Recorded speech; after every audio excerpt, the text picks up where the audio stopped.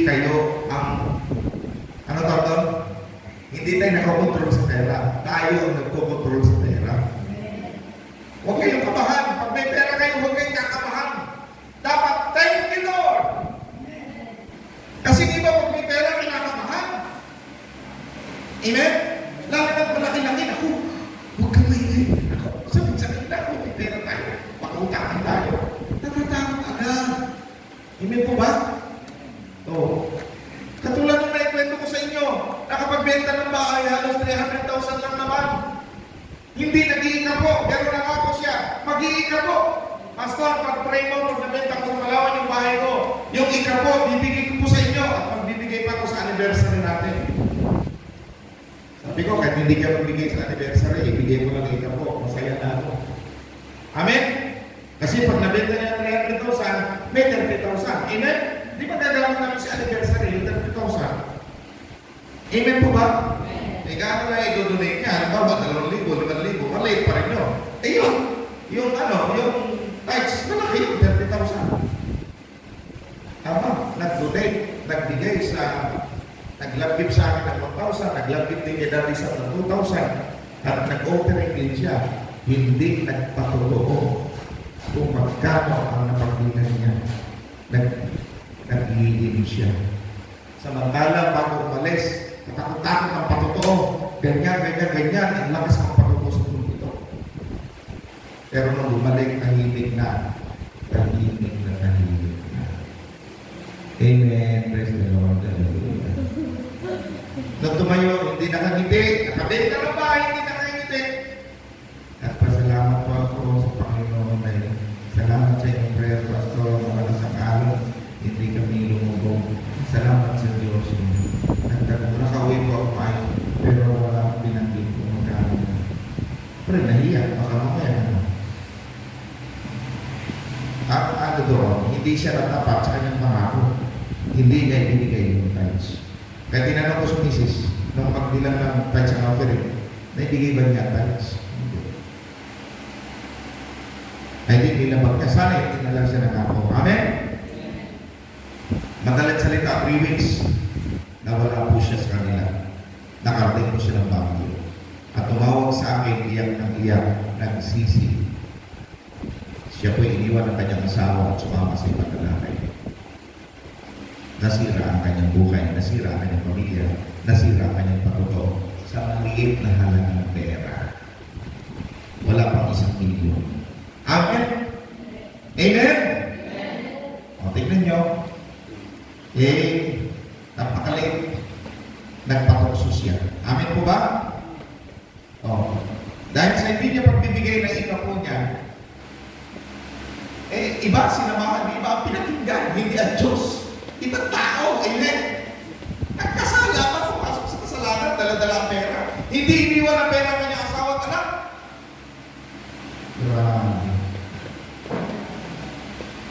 Kaya sabi ko, saan ka man naroon ngayong oras na ito, alas 12 ng gabi, puntahan ka namin mag-asawa, sunduin ka namin, para kuhanin ka namin. Sa Benguet po ako. Naku po, paano namin punta na sa Benguet? Layo pala, akala ko. Nasa Batangas lang, sa Manila lang. Kaya namin punta, kahit namin kami mag-asawa. Dahil kabatiran eh. Gusto namin yung rescue, amen? Nasa Benguet. Kaya mga kapatid, huwag po tayo pagdating sa blessing, huwag po tayo. At ito, huwag tayo paano. Ano tawag kaya Sander? Oo.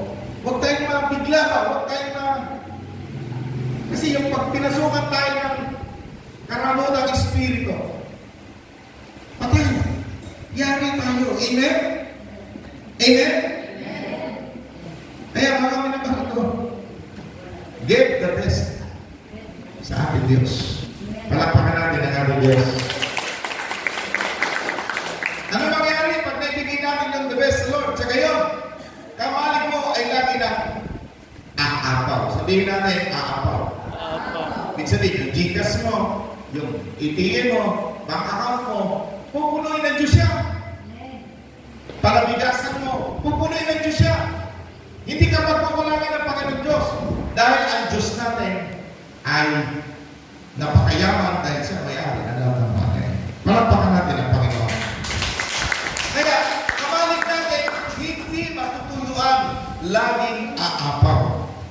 At sabi pa, sisidlan ng, sa huli, sisidlan ng iyong inumin, sisidlan ng inumin, ay hindi ka matutuyuan. Amen? So mga kapatid, kapag ginawa natin ang the best, ang pagsiserve sa ating Panginoong Diyos, alam nyo, ito bibigyan ko kayo ng congratulations. Isipin nyo, nakakapagod yung ginagawa natin. Tumingin kayo sa akin. Alas 2, dito tayo. Magagawain tayo. Di ba nakakapagod yun? Sa mga tambourine dance, check. Pagdating nito, check ulit. Di ba nakakapagod yun? Ang sub leader, nagpapawit. Pagdating nito, papawit din. Nakakapagod yun. Pero, natural lang napapagod tayo. Pero dahil ginagawa natin yan, dahil mahal natin ang Diyos, for the glory of God, may ganitong pala sa Diyos yan.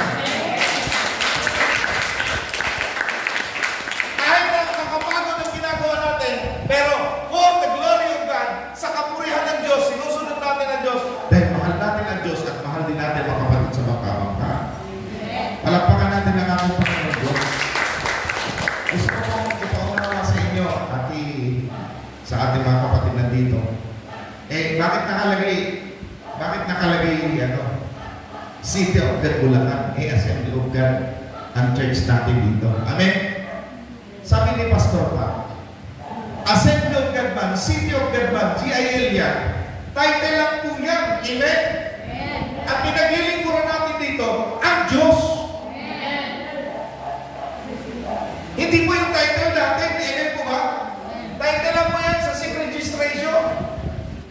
Kaya Assembly of God, City of God, GIL, ano mang klaseng title yan, iisa lang mo tayo sa Panginoon Kristo. Yung iba ay City of God. Assembly of God. Kaya ako ano God lang. Ako talaga Assembly of God lang. Ako talaga City of God lang. Ako yung GIA. Ako yung Methodist na lang. Nagkakahiwa-hiwalay naging padermuloy ang mga title ng church. Kaya hindi lumalago mga Kristiyano. Dapat maintindihan natin ang Assembly of God, ang City of God. Ano bang church na born again Christian, iisa lang Diyos na ating pinaglilingkuran. Jesus Christ, King of Kings, is the Lord of Lords. Kasi baka mag-interpret natin, ay, City of God na pala ang Assembly of God. Hindi wala akong nagbabaguhin dyan. Amen? May nakita ba kayong binago kong Assembly of God? Hindi natin babaguhin dyan. Kasi pag-aari ito ng bangkal ni kawayan. Tumutulong lang tayo, sumusupport lang tayo. Dahil mahal natin ang Diyos, mahal din natin si Pastor Pat, at mahal natin ang mga kapatid sa magkabangka. Palakpakan natin ang ating Diyos. Atin natin yan, pagdating natin sa langit. Wala namang ibang pangalan itatas doon kundi Panginoong Jesucristo Amen po ba? Wala namang ibang sasambahin doon. Hindi naman kung ano-ano mga title natin dito sa lupa. Kaya lang tayo nagkaroon ng title dito, mula sa verse ng Bible yan. Tapos, ini-register yan sa registration. Kaya nagkaroon po ng iba-ibang title. Nakuha nyo? Pero biblical po yan. GIL, biblical po yan. Ano ibig sabihin ng GIL? Jesus is Lord. Amen? Anong ibig sabihin ng Iglesia ni Cristo? I insist, ano lo? Incomplete. Amen? Ano pang ibig sabihin ng GIL? Sa ibang Kristiyano, ano ibig sabihin ng GIL sa kanila? Jesus. Ano? Jesus, I'm late. Nalilate sila, kaya nagsusuri sila sa Lord. Lord, sorry, late ako. Jesus, I'm late. So mga kapatid, ang City of God, ano meaning niya? Biblical din yan. Awit 46 verse 4. Ano ba yan nakalagay dyan? Lahat yan. Ang Assembly of God ay Hebrew chapter 12 verse 22. Yan po ang Assembly of God, kasama ang mga angel ng Panginoon.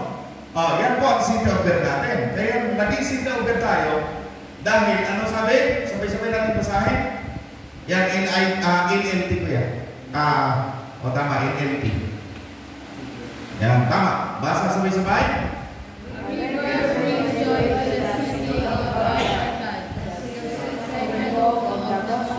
Yan. So, yun po kayo naging City of God tayo.